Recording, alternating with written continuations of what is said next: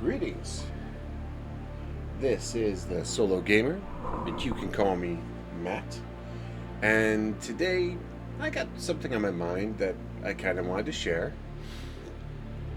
And as you've no doubt noticed from a lot of the stuff I've done videos on, big into comics, cartoons, anime, video games, all big parts of my sort of, shall we say, pop culture and influence. One of the anime I'm a huge fan of is the Ranma 1/2 series. A, shall we say, rather well-known and well-documented series of animated seasons, movies, OVAs, number of OVAs, really good OVAs.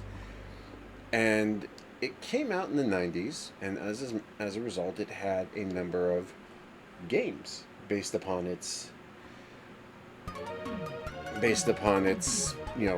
at the time, available characters.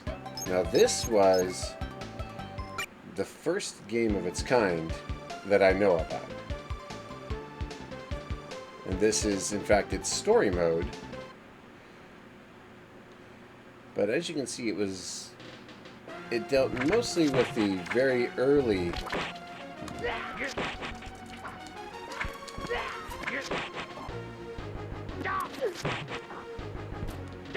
It dealt very early on with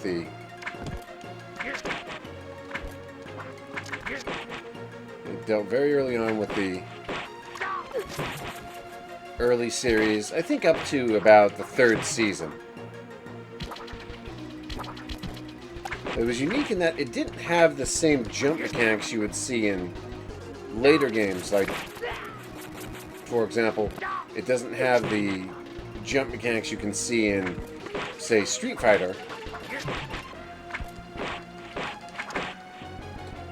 You actually press a button to jump.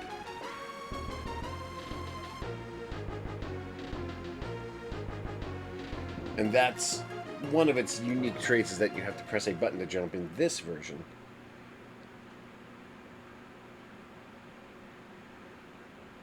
But it was, for its time, it was a pretty decent game. Not easy, I will say that. Like, first time I played this, I had such a hard time understanding the controls.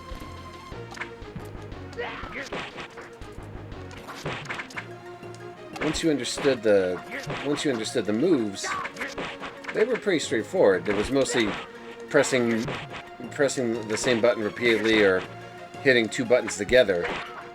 Heck, one of them was just literally a single button that did your special move.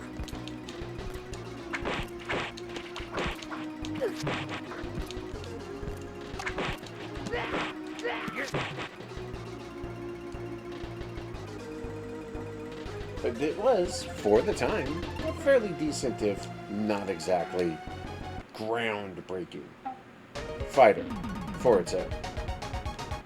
Now, it did get a release in America that I remember. I think it was called Hard Battle, I think. But I never liked that version because it was way censored. Like, just massively toned down. Even had characters missing from the roster. But yeah, this is definitely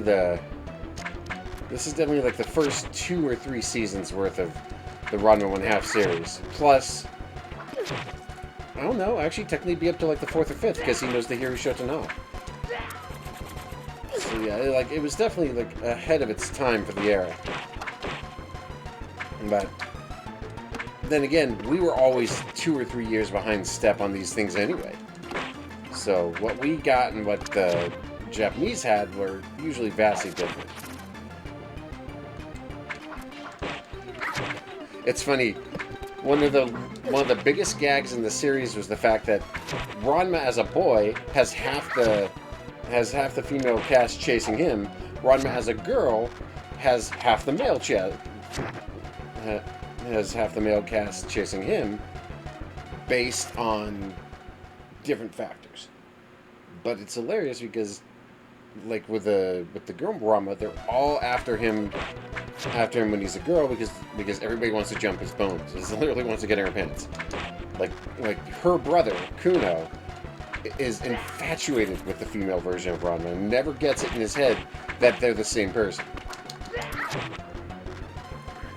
Whereas Kudachi is infatuated with the male and also never gets that it's the same person. So it's funny. Like, I love the series. It's one of the best, like, action comedies of its era. I hate the fact that it's coming back now and it's being like absorbed by all the leftist psycho freaks for the purpose when it's like in the show. Ranma is absolutely hates being a woman. Like, he uses it because he's an opportunist. Like, he knows how to make use of it. But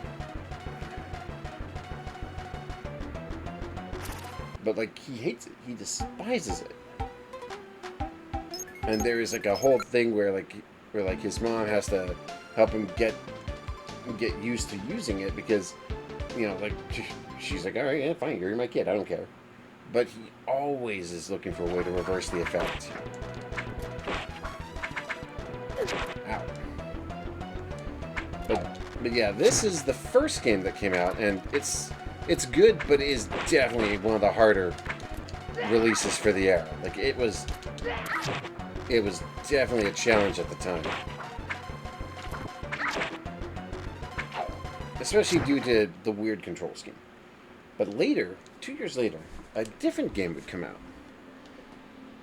Shogai Rambohen, which I do not know the translation on that. I should have looked that up. But basically, this was the follow-up. This was like a sequel. Because the first game actually did really good. Like, it actually did really well. One of the things that was different, though, was this game had a story mode where you played as a character of your choice. And it included characters from almost every season up until, like, season 8 at that point. And then that includes the ability to play as the female Ranma as well. The story is just generally about a mystic lucky cat statue that supposedly gives you any wish you want. So naturally, Ranma was like, okay, yeah, I'll use that to wish myself back to normal. Great. But everybody else wants their own wish. In his case, he wants to force Shampoo to fall in love with him. Now, the biggest difference in this game is that it uses the Street Fighter style combat engine.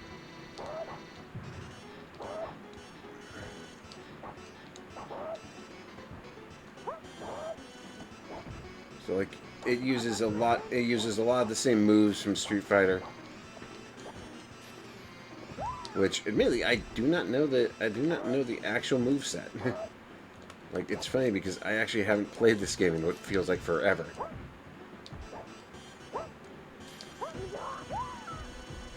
I got a few of the moves down, like the dive kick and the fury punches, but I haven't remembered all of them yet.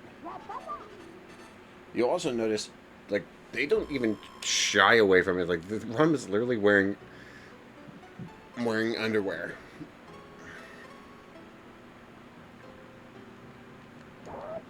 It's funny because, like, they're in New York, and I don't know if I just don't remember it, but I don't think they ever went to America once in the series. Maybe I'm wrong.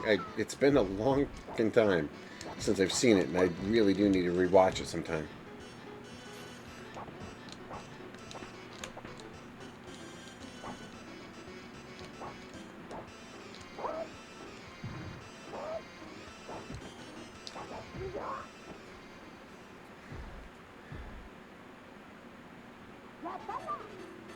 But yeah, like, the game does not shy away from the fact that, like, half of Ranma's entire tactic is the fact that he's wearing underwear to distract his male opponents. It's like, oh, and of course Kuno, this is the guy I mentioned earlier, who is literally constantly trying to get Ranma to like date him, which I find hilarious because, like, he's an idiot, like, he's an absolute moron.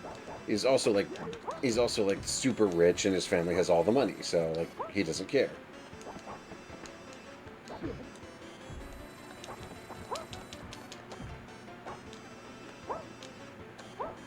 backhand.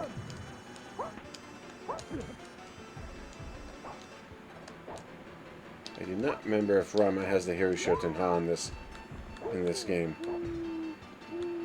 Oh, I forgot they have a taunt button.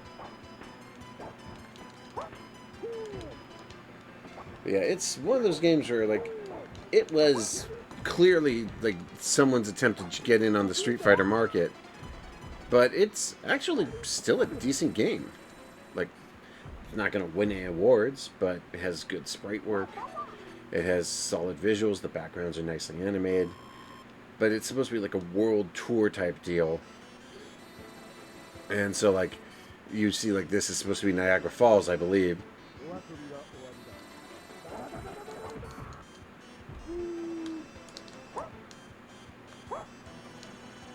But yeah, like, I'd have to look up a freaking move set to figure out how this works, because, like, I have not played this game in so many years. I just picked up a copy from eBay. But yeah, like, Kuno is actually, it's funny, because Kuno, despite having a sword, is actually the Shoto of the game. Whereas Ranma is a mix of E Honda and like Chun-Li and Guile, because a lot of her moves are hold and release.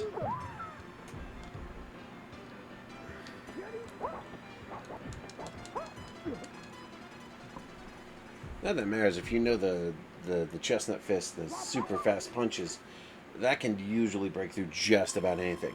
It's not a difficult game per se. Just got to learn the characters, like any good fighting game. And Kodachi, who absolutely wants to get male Ranma in bed. Like, she's psycho. Like, she is, like, she's legitimately insane. And it's funny because, like, it's like everything about her is crazy town, and I find that hilarious because it's like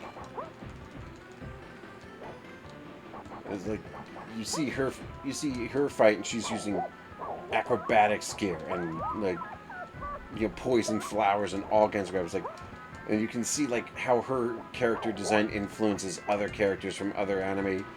I mean, come on. We're not thinking about Ino? Really? Just saying. But yeah, like, this is, and it's funny because if I'm not mistaken, I think the creator of this series married another creator from a different series, and I do not remember the details. But...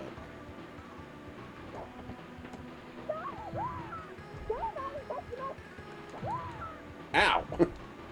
Freaking hammer brother up in here.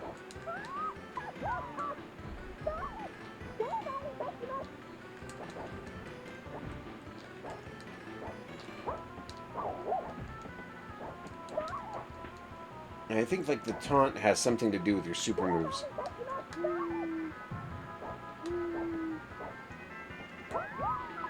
Like, if you finish the entire taunt, you get a power boost, but like I said, I haven't been able to pull that off yet.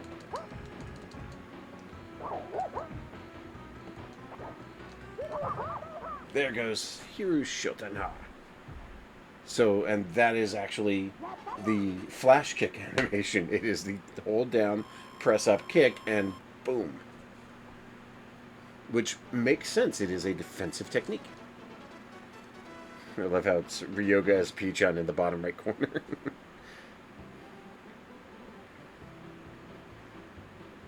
And there's Akane. The origin point for all short-haired tomboy girls that I remember from the anime series. I'm sure there's, like, others that came before her, but, like, she's the one I remember.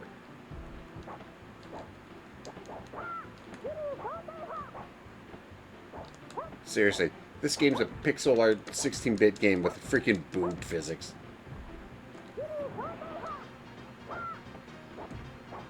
And I mean, if you know Ranma, you know that these two are supposed to eventually get married.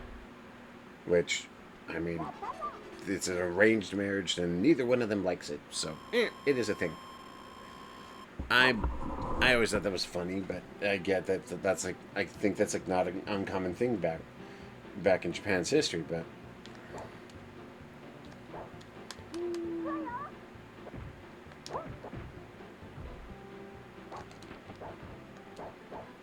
think it pissed her off.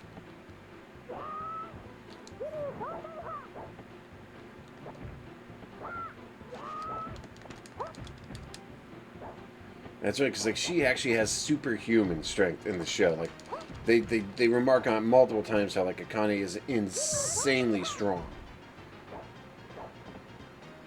And the reason Rama's constantly beating her is because he's much more skilled in the martial arts because of the fighting style he uses.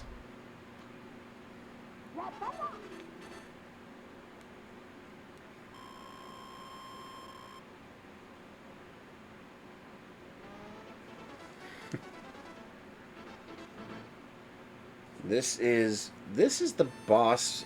This is like the big bad from one of the movies or seasons, I think, but I don't remember. Like, ugh, God.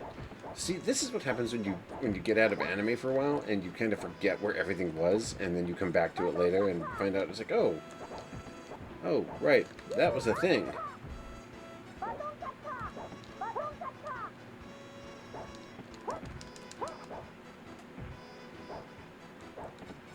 Basically got her cornered now. Oh, forgot about that move.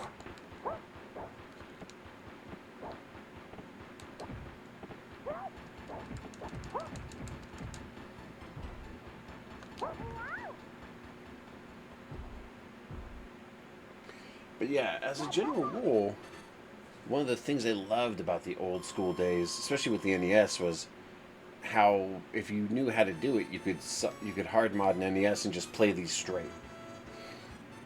I mean, the only thing keeping an NES from running these games was a couple of pieces of plastic. And no, I'm not joking. Like in the old school NES, before they released the top loader model later on, ow, you freaking cheap ass bitch.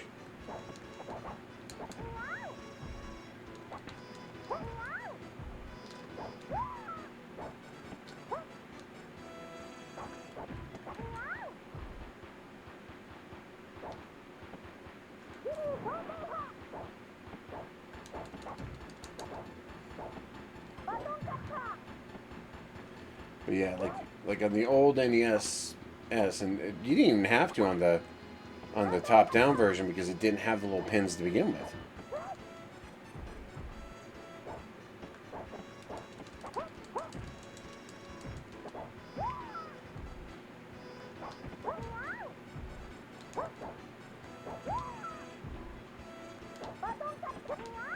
Gotcha.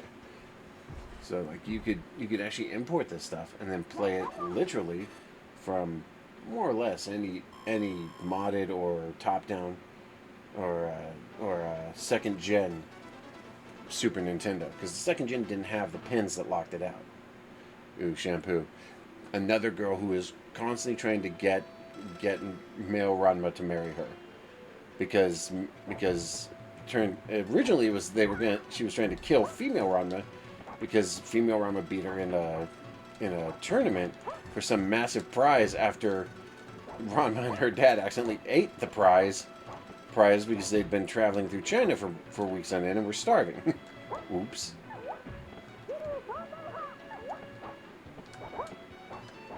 And so what happened was Ranma challenged Shampoo, saying, if I beat you,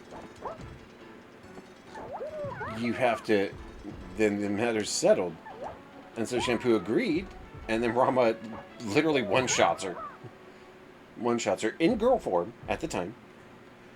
And so if a female of her tribe is beaten by another female, then she has to pursue her and kill her. But if it's a male, they have to marry them. And when she finds out that Ranma's actually a man, well, you can imagine how that goes. She actually ends up like running a ramen shop in.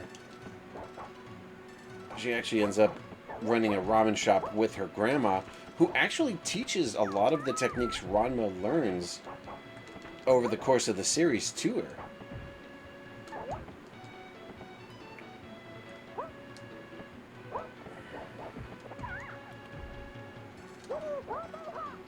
Including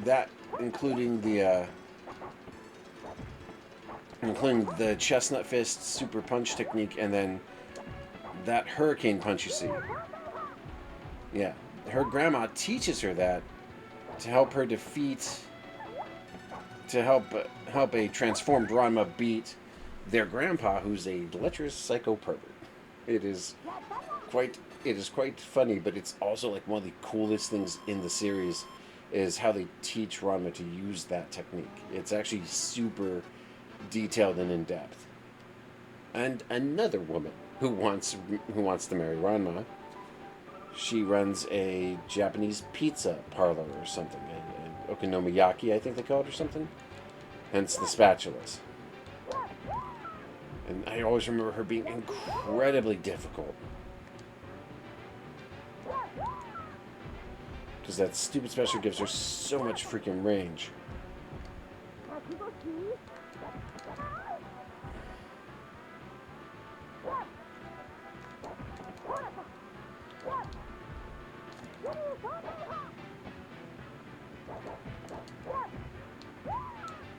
See what I mean? And that and the flower fireworks, as she calls them, I think. Something to do with how she cooks the pizza.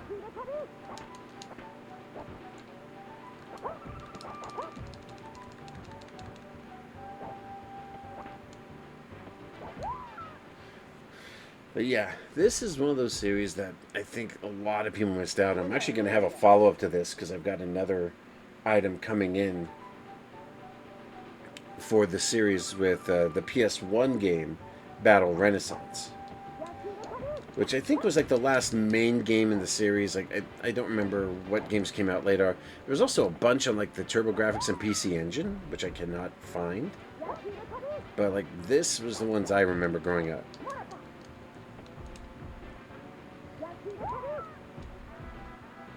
And they are still good, even after all these years. I'd still say they're worth playing.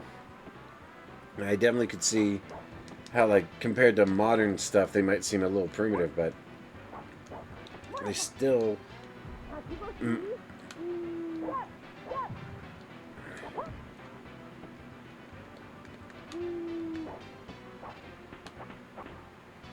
Yeah,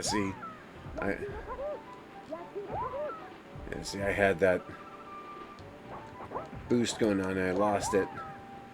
But yeah, as you can see, it's a solid fighting game on its own.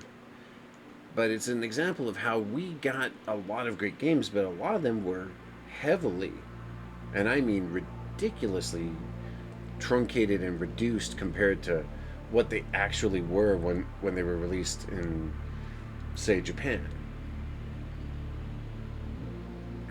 Right. I'm actually going to be adding a few more Nintendo games to this lineup soon. Just like I added some more Sega CD. Still looking for more Saturn stuff. Need to gather me some more Saturn stuff. I have added some TurboGrafx stuff to the list, like Victory Run, Taking It to the Hoop, and Vigilante. But that's still a high priority to find more of those. And Neo Geo CD, of course. And of course, my PlayStation remains my main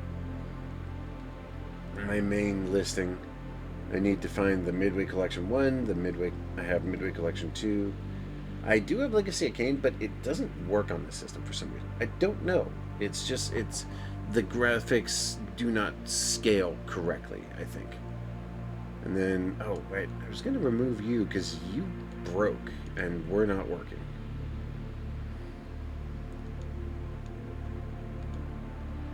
And then, of course, Final Fantasy Tactics, G Police, Gauntlet Legends, Ghost in the Shell, all classics, Soul Reaver. God, Soul Reaver's such a good game. This was not a good game. It came out at the tail end of the PS1's lifespan. It was a last minute, like, cheap cash in and very poorly designed.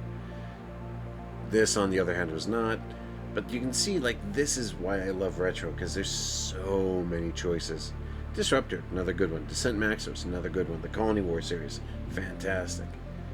Like, here's the Williams Arcade Collection, which I already have. And then, of course, Agile Warrior, Ace Combat, Activision, and the whole nine yards. So, yeah, this is definitely... I definitely think, like, with retro gaming coming back, I'm more and more convinced that getting a copy of the Polymega and running with it is a good example. It's also like just cool to check out some of the classic old Nintendo games. Like this is one of my favorites. And using virtual display, you can reshape it to be full screen. Which, to be fair, it doesn't always work with some games because of pixel issues, but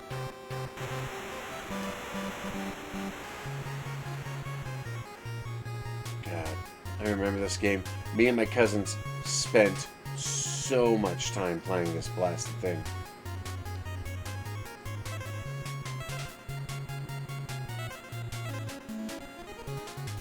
And what made it unique for its era was it was one of the first games I remember that had like highly detailed animated sequences.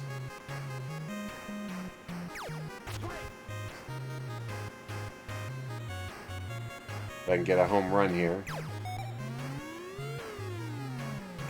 Ah, darn it.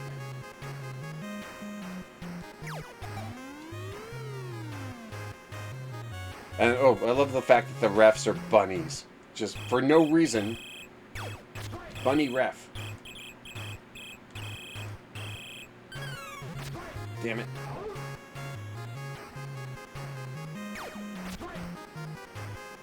It was also, for its time, one of the harder and more well-designed games when it came to like opponent AI for baseball. Not flawless. There were still things you could exploit if you knew what to look for. But the game could do the same to you.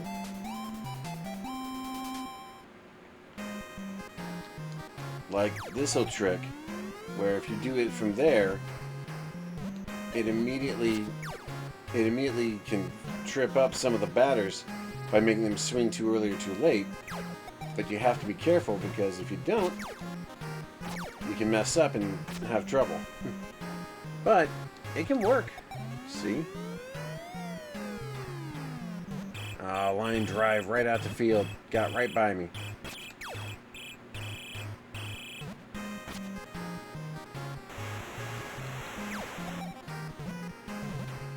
Damn it, I missed.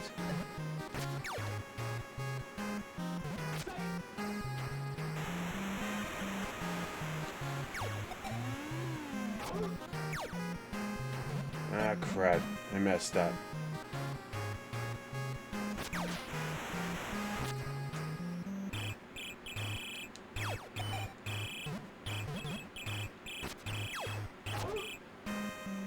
So yeah, after each round you have these little vignettes with the changeup, but if you get an actual home run, come on baby, nope, not far enough. Whoa.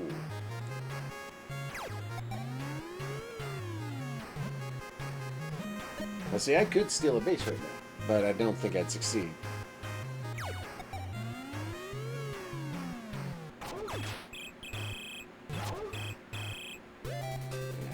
But like, if you get a home run, it has amazing little vignettes that come up on it, and you can get all the classics: Punch Out, Metroid, Rygar, Wizards and Warriors, Xenophobe. Fully compatible on this bad boy. It even has support for Genesis and N64. I'm hoping for support down the road for something more in line with like GameCube. But at a very base level, this bad boy can do just about anything. And they keep expanding it. They actually are adding custom game packs that they release on DVD that can install directly to the system. So, like, there's more options coming out all the time, and I think it's a great idea. F-Zero. One of the reasons I want the GameCube option so bad is because not only does it have the Rogue Squadron series, which were fantastic little games, but I think that it would be awesome to be able to play like F-Zero GX again without needing to get a GameCube. But anyway, I'm looking for other options for that too. But for now, I just thought I'd share some of those classic Ranma games. When the PS1 comes in, I'll show that one too. But yeah, I'm really digging the Polymega as a platform, especially with the recent updates that seem to really resolve some of the stability issues that were plaguing the system. Nowadays, I can load this bad boy up and just run these things straight from it, no trouble. But like I said, if you're looking to get into retro games, this may be one of your best options. Either way, I will see you next time. I'm the Solo Gamer. You may call me Matt, and it's been real. Have a good day.